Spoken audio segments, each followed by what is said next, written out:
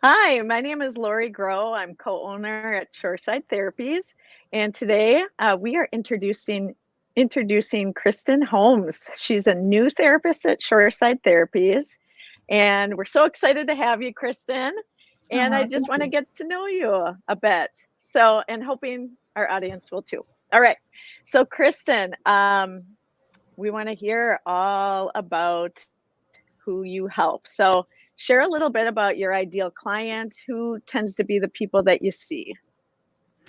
So my ideal client, I kind of see everyone, which is great. I have a lot of experience working with kids, ages 5, all the way up to teenager, 18. But then I also have experience working with individuals as well. So typically the kind of client that I see, you are probably experiencing a lot of stress, either around just normal life things that are going on, transitions, parenting, Mm-hmm.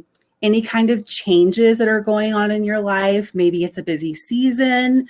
I tend to do a lot of work with people who also struggle with anxiety and depression, as Right. well as people who are coming in with trauma. So whether it's little Okay. t trauma, like we call it, or big T trauma, I have experience working with both. Mm-hmm. And yeah, those tend to be the people that I see. I do a lot of individual work, but I can also work with parents, Mm-hmm. or caregivers, foster parents. So Mm-hmm. yeah, That's awesome. That's a lot of people you can help, right? people. Yeah. So for those that might not know what little t versus big T trauma, could you just speak just a little tiny bit about that?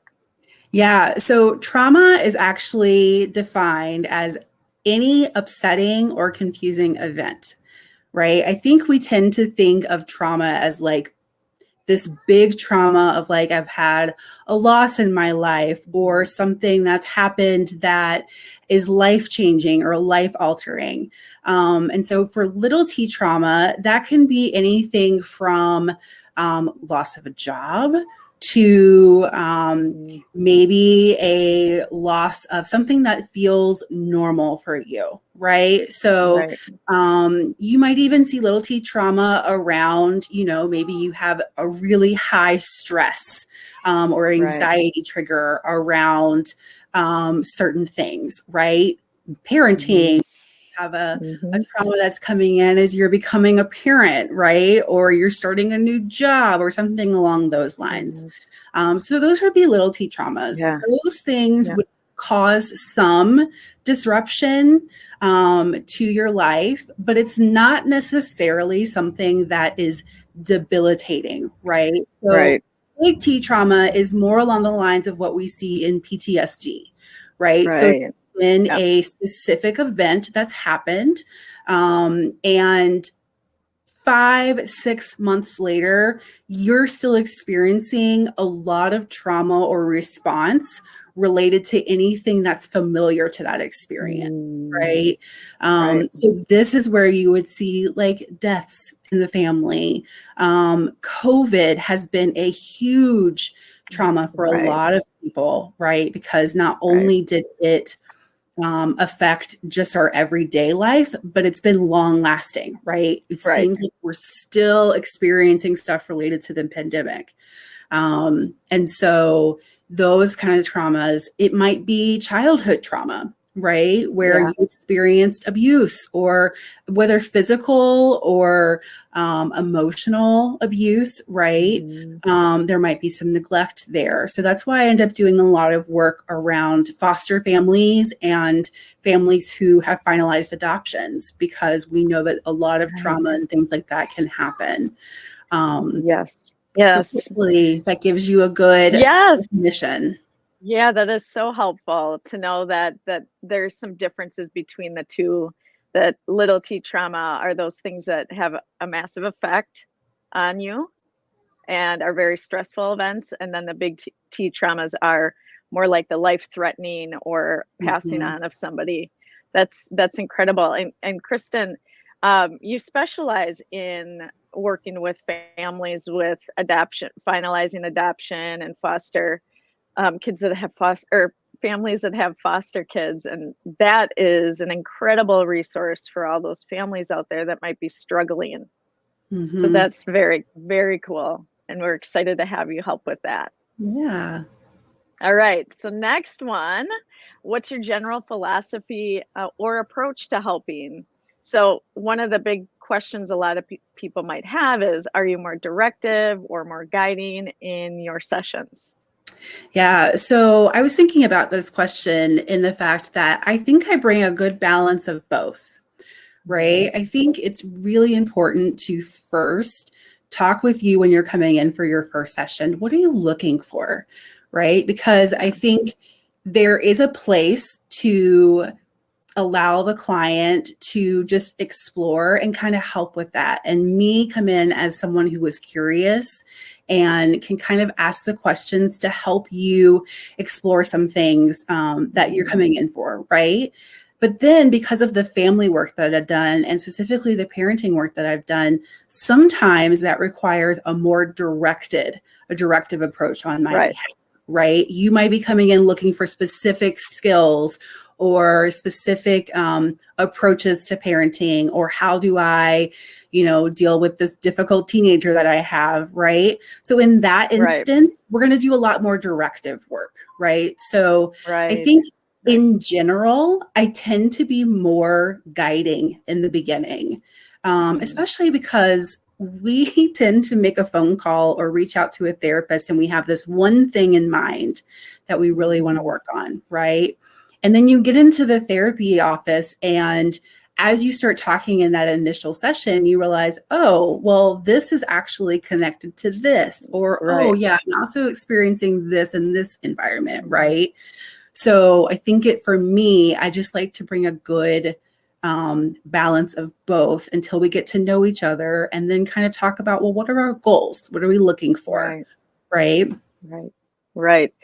And I think too, right, that beginning part is so important, of relationship building and exploring, so that you know as much information as possible before there is any of the direction.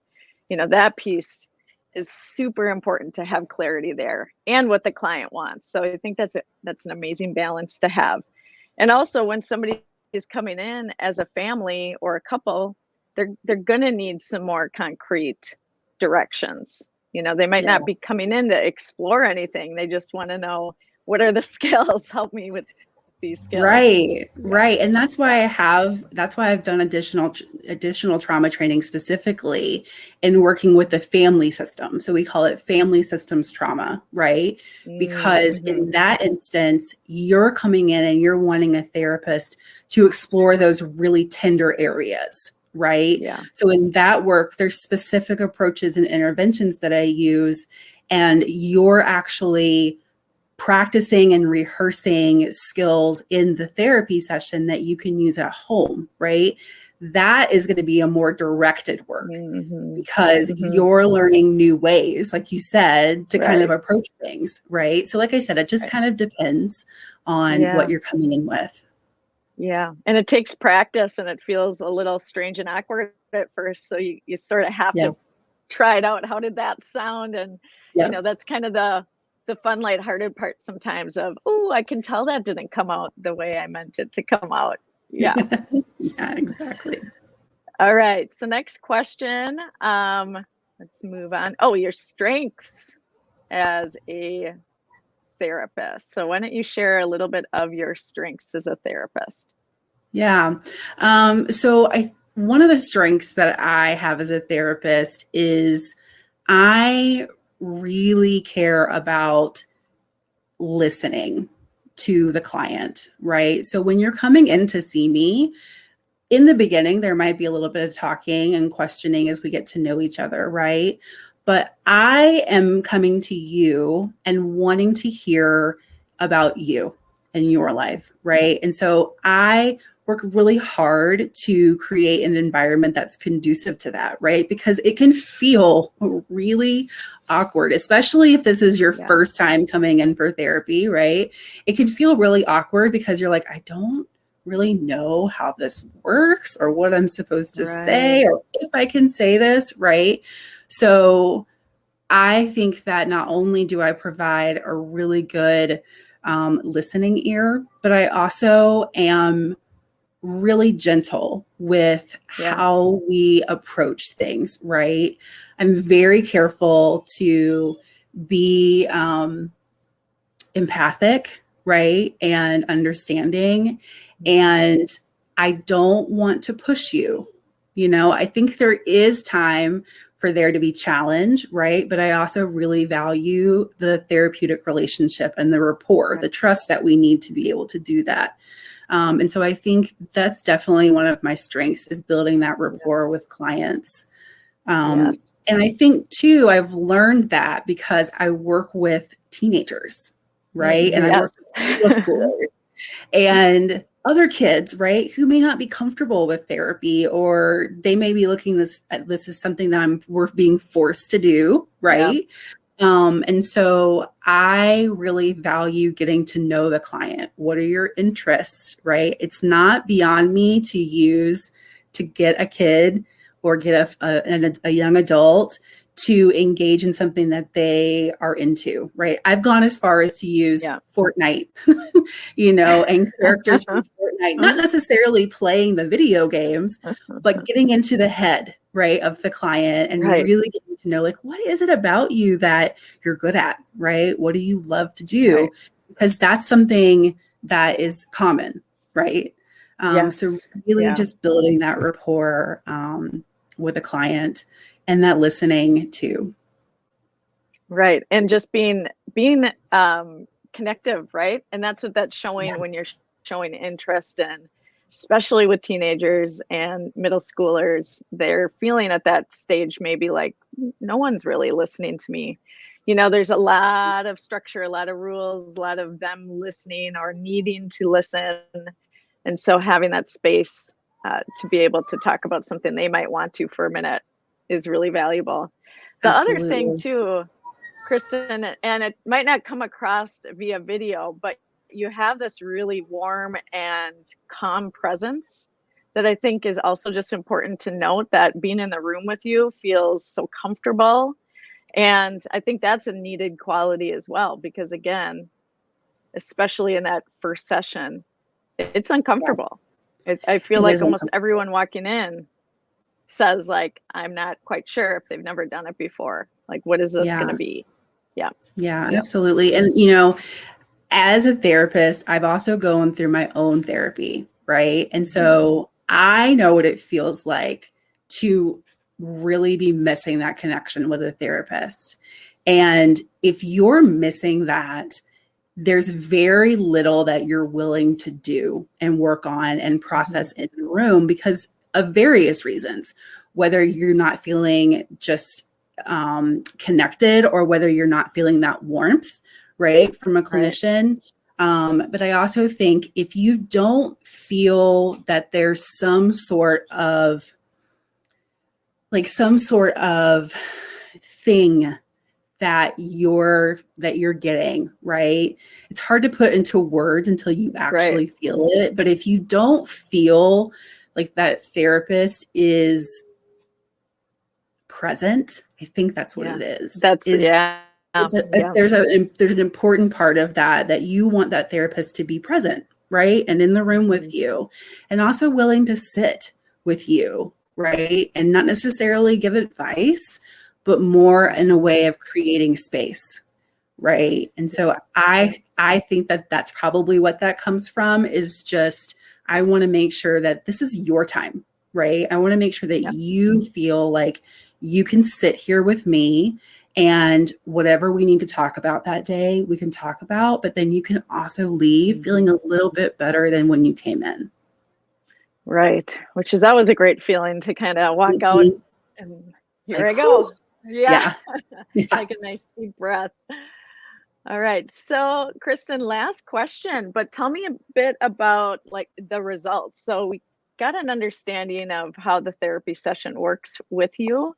What do your clients expect to see after? We know that first session probably a relief, and probably all the other ones some sort of relief, but not all sessions are like that. Sometimes there's tough ones. Yeah. Yeah. What Yeah. about the And result? especially because I do some trauma work, right? And so one thing that I really want clients to feel and have when we're finishing up is one, self-love and acceptance. I think that we are flooded with things that we should do, should be. Um, we have a lot of, especially in our society, we have a lot of expectations that we're trying to meet, whether it's expectations from ourselves that we're putting on ourselves or expectations that are coming from the outside, right? And it can be really hard to be in touch with who you are as a person. Yes. So, and really be considering that, right? As you're growing and as I always think of it as life as a journey, right? And so as you're kind of moving through life and you're growing, I want clients to feel that they are really truly in touch with their self, their inner self, right? The other thing that I hear from clients a lot too when we're wrapping up is I feel like this has been an experience that I'm walking away from, that I understand myself a little bit more, right? Not even a little bit more, but I understand myself in a whole different way than when I came in, right? That I'm able to connect things differently than I was before. Like maybe you're walking away with, you want skills, right? I think all of those things are really important, but if you don't have the confidence and the self-esteem to be able to live and walk and breathe in those skills, then I think that's something that is even more important, right? So in coming with me, that's something that we talk a lot about is your own version of yourself, how you perceive yourself, right? And then also I think just knowing that you're enough, right? That no matter what you're bringing in and what your experiences are, right? Especially in everything that we have going on, that you're enough, that whatever you bring to the table is a gift that you have, as a strength that you have. And so I want clients to walk out feeling empowered, right? That takes time. That just doesn't happen in that first session. You're right. And probably about 3 or 4 sessions in, you're probably like, I don't feel empowered. I don't feel good, right? There's a lot of stuff that's coming up, right? But it's kind of like that monster under the bed, right? Yeah. When you're a kid and you're scared of the dark and you feel like there's a monster under the bed or in the closet, it's helpful to turn the light on first. Because then you know exactly what you're facing, right? And so I want clients to feel like, oh, I turned the light on and it wasn't as scary, or I feel better now that I actually like faced it, right? So the empowerment and the confidence to face those things that seem really scary in the beginning. Yeah, and they would be doing something different, right? With the light on and looking at it and not as scared, you're going to react different than if you're feeling scared in that moment. So Kristen, thank you so much for talking with me. Really, really great interview today. And I want to let everybody know that they can reach out to Kristen. She's going to be starting after Thanksgiving. She has some openings. So feel free to reach out to her whenever you want. And you can go to our website at shoresidetherapies.com and you'll find her contact information there. Thanks again. Yes, thank you so much. I can't wait to get started. I know. Me too. All right. Bye, Kristen.